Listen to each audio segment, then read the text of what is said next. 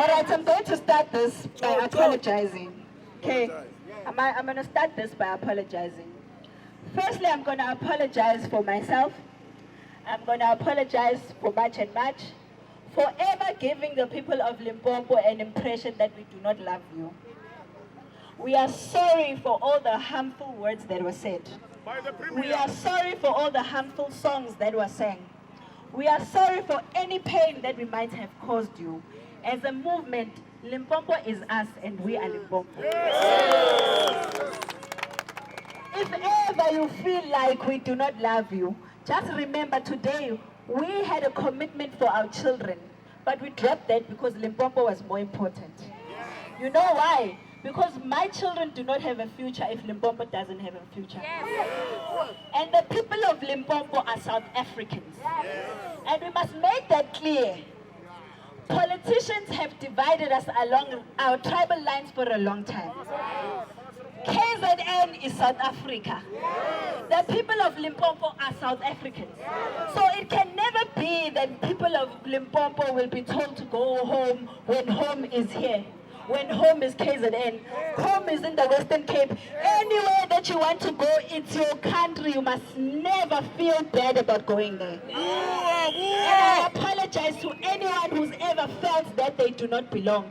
You are as much a South African as any person, especially never ever make anyone feel like you're not South African. The issue we are dealing with is not about our skin color. We're not walking around saying, you are too dark, you are not South African. There's no such thing. When we walk around, we say, where are your papers? Pen. Because we want to know, are you in the country legally or illegally? That's it. We don't care, you can be dark as this guy is Zulu. I am with him every day. You mean I was going and ask him for his ID? Where's your ID? And I'm going to apologize, secondly, for the Premier of the province. I want to apologize for her. Let me tell you why I'm apologizing. Because I remember one of the very first instances that evoked this feeling inside of me that this country is gone is when she was in hospital, telling someone that you are overstretching our resources in our country. She didn't have to do that. She didn't have to do that. She did that because she's a South African. Yes, we all make mistakes sometimes. We say things we are not supposed to say. And I apologize for her. Because I know for a fact that if there's anything I know for a fact, I know this Premier does not like this thing of South Africans not being put first in their country. I've never met her. I don't know her. I've never spoken to her. But the reason I'm here is because she invoked something in me that made me stand here today. And for that, I'm forever going to be grateful to her. And I just want to say thank you to the Premier for evoking this feeling in me to be here today. Because our hospitals can never ever be a Zimbabwean public health care, in and out, traffic from Zimbabwe, in and out, in and out, in and out. And if I'm asking anything from our members of March and March, you've said what you had to say today. And I'm happy you said it. But now, we need to find a way to work with the Premier to make this province work. Because at the moment, she's the only person that can make it work. And the one thing that is making me talk and say I apologize for her is because I know her heart. I've seen her going to operations at night. And other premiers are not doing that. If you can go to the Free State, you've never seen them doing that. You can go to the Northern Cape, you've never seen them doing that. You can go to even the Western Cape there by the DA province. You've never seen them doing that. She's doing it for media. But she did. Remember, she can't be doing it for media because, like I said, the feeling of me even standing up came from her inspiration. She might have said things that we don't agree with, but I don't see that her heart is in the wrong place. I know, I could be wrong, I know. But all I'm asking is that we work with her. I believe if we work with her, what we are trying to achieve will happen faster. We are not here because we are saying we don't want to work or we want to work against her. That's not what March and March says. That's why we go to meetings with premiers, ministers, and everyone. Because we know, right now, they have the power, we don't. The only power we have is to protest and make our voices heard. Yes. But for them to do the job, we need to work with them. Amen. And I apologize on her behalf for what she said about March and March. Maybe people told her we are a movement of vigilantes. You know what they always say? Vigilantes, vigilantes. We are ethnic mobilization, ethnic. But the message remains clear. As much and much, if the government today can say we are building a border, one, we want a border there. Zimbabweans can't be walking in, crossing crocodiles and jumping rivers to come here, and it's business as usual. They can't be getting stamps and going back and stamps and staying in our country illegally. We want a border in our country, and that border must protect us inside of our country. And whoever wants to come inside the country must be someone that has been checked. They must make sure they are not a criminal. They must make sure they are not here trying to help themselves to opportunities. But I'm here to tell you good news, because I'm not going to talk much. The DDG is here, and I'm going to allow the opportunity to hand over the memorandum, sign it, etc. Right? You guys are tired, I'm sure. We've been marching the streets. Try to, you're not tired. You want more. We want more. We want more. We want more. We want more. We want more. Oh, we want. Okay, I hear you. Okay. But the good news that I can say is that we went to meet Dr. Motsoaledi. When we met Dr. Motsoaledi, he gave us a list of things that he had left at the Department of Home Affairs that they had not been executed yet. Right? They were sitting there. Right? They hadn't been touched. So we went to the department. We said, remember, you have a SIU report. We want that SIU report. You have a white paper that you must amend. That's sitting there. We want that white paper. And do you know what they did? That's when now they had the white paper, they had the SIU report, which said that the SIU report said that the Home Affairs Department is selling our documents like it's a business. So now the Home Affairs Department must clean itself. They must remove people who don't want to work. If they want to start a business of selling documents, they must focus on that business. And we want to protect our country. But now the nice thing is the good news that I want to share. Is that all these shops by Ethiopian Somalians that are coming all the way from there claiming to be refugees, their time is almost over. You know why? Because in the white paper, it says, if you are coming from a country very far away, like Ethiopia, Somalia, Nigeria, Pakistan, Bangladesh, you can't just jump to South Africa and claim to be a refugee. You need to go to your nearest country. Are we near Somalia? No. Are we near Pakistan? No. Are we near Bangladesh? No. Are we near Nigeria? No. What have those people done for us, for them to be here, having a party here in our country? So now I'm going to give you quick solutions in the meantime, okay? Before I leave. Because everywhere we go, people are united like this, right? Then you go home and you live happily ever after. You think, oh, we're going to come back after a month. The government of South Africa doesn't respond if you are not consistent. So when we say every Thursday, it's the consistency we are talking about. We are not bored. We know exactly what we're doing. Because the government of South Africa, the minute you turn your back, they go back to getting involved in Mandlanga Commission. Then, when they're busy with Mandlanga Commission, they're finding new ways of stealing money. So if you allow them to do that, they forget their own laws that they made. So we are here to remind them that you are the one that said illegal immigrants must be deported.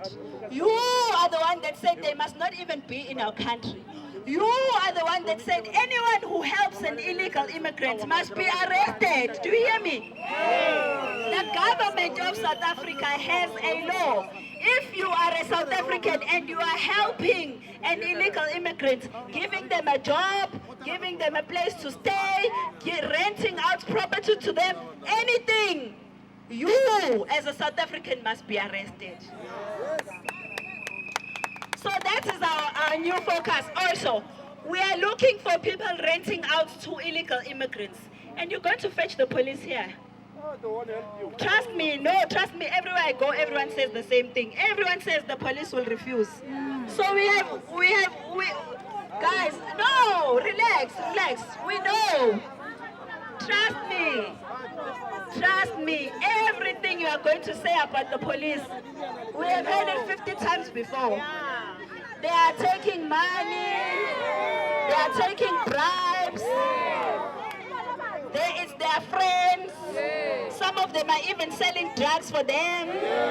They wake up in the morning and put on a uniform only to be criminals. In fact, they are the ones that should be in jail, not the criminals. We know all of that. So now we are saying, because we can't be all over at the same time solving this problem, we have a new way of sorting out the police, right?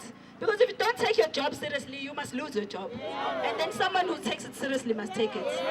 So if a police, every time your community come together, okay, you go to a police station, you tell them there's a place where there's illegal immigrants. Please take us there. Don't even show them where the place is. Don't show them because they're going to phone them. Yeah, we know. Trust me, I know. Everywhere in the whole country, it's the same thing. They're going to phone them. Imagine how embarrassing it is for the police in the whole country. They're doing the same thing. 400 rand for cold drink. They don't even think about their children's future. Because they say it's like you letting go of a rapist because they give you 100 rand. Not knowing that rapist will find your child one day and rape your child. When you had an opportunity to arrest them, you didn't arrest them. So don't worry about all of that. Whatever they are doing is going to come back to them. The drugs that they are selling, they will find their way to their families. Don't worry. Don't stress. Don't stress. The nice thing about drugs is they don't choose. They don't go, oh, you're a child of a police. You're a child of a minister. Oh, you're not going to have us. No, trust me. They find their way, even to the richest of children, they get drugs. Right. So here is the solution, okay? I'm not going to talk much, like I said, I'm almost done, just giving you a solution. So now, they don't want to do their job, right? But the law of the country says they cannot refuse a tip-off, right? They can't refuse a tip-off. And all over the country, we are coming together with different lawyers. Because you must all have lawyers now. Because these ones, they take us for granted because we don't have lawyers. Those NPOs and NGOs of white people, they respect them because they've got lawyers. Now we're going to be our own lawyers. Our own people are going to represent us against the police. So here's what's going to happen. When you go there to the police, take a video. You hear me? Yes. Your phone is not just a phone for taking selfies. It's evidence. Take it. We will post it for you on social media. It will trend. Yes. So we can see the kind of rotten police we have in the country. Yes. And after they start trending, their family must see what a rotten father they have. They must see what a rotten husband they have. They must see what a rotten brother or sister they have. Because we are tired of going back and forth with the police. Okay? So from now on, don't talk too much. Because there's a law in the country. If the police tell you you are not allowed to take a video of them, tell them the law says you have every right to do so. You hear me? Even if you take out a video now and you take a video of the police, they can't stop you. The law says they have no right to stop you. You hear me? Here is another thing that the police, because I think the problem here is that people take for granted that we don't know our own laws. That's why they manipulate us like this. Even today, we got a letter saying, when you march, you must march on this road, you must finish at 2, you can't sing this song. Let me tell you, the Constitutional Court of South Africa said that nobody, and I mean nobody in this country, has a right to stop South Africans from marching the streets. You hear me? Even even if I want you to, because no, listen, because I know they're going to say the law says that law was scratched a long time ago. You don't even have to sit in a Section 4 meeting. We do it because we're respecting them and their jobs, and we also want to be safe. But if we want to march the streets every single day until the foreigners are gone, we can do that.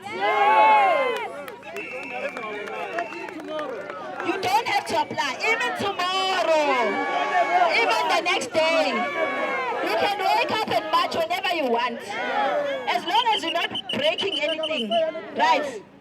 But I'm telling you, if you know of a person renting to a foreigner, take the police, take them to that person. The person must be arrested, and the foreigner must be arrested. But yes. Okay, wait, wasn't my brother, wasn't. Yesterday, at Holostal, I saw a tragama for Reina, Ravichama police, Babatlorel. They are ready to arrest us. They protest foreigners over us. Arrest you. Okay, when they arrest you, ask them what is the charge. No, what? No, I don't want us to fight with the police. Now we must be smart, we must use this. Because when you charge someone, you charge them for breaking a law. If they're saying you are stopping a truck, you are breaking the law. What law? The police must explain that to you. Simple. Yeah, that's why. So when they say you are breaking the law, they must explain to you what law you are breaking. I want to at Holostal. Those farmers that are arrogant, those police, they don't listen to us. You must come to Sukukune. Those people, they undermine us. There are many illegal immigrants there. They do whatsoever they wanted to do. Okay, it's simple. If nothing happens, we go back to the government. But here's the problem. You know why the government of South Africa doesn't listen, eh? You know why the government doesn't listen? Because when you are given a choice to choose your government, you choose the wrong people.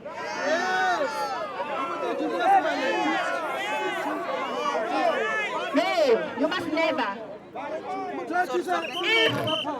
If someone, listen, I always say this, guys. I always say this. The government. Wait, what's wrong now? What's going on now? What's wrong now? Why are the police fighting now? Inside Polokwane, know your city vibe.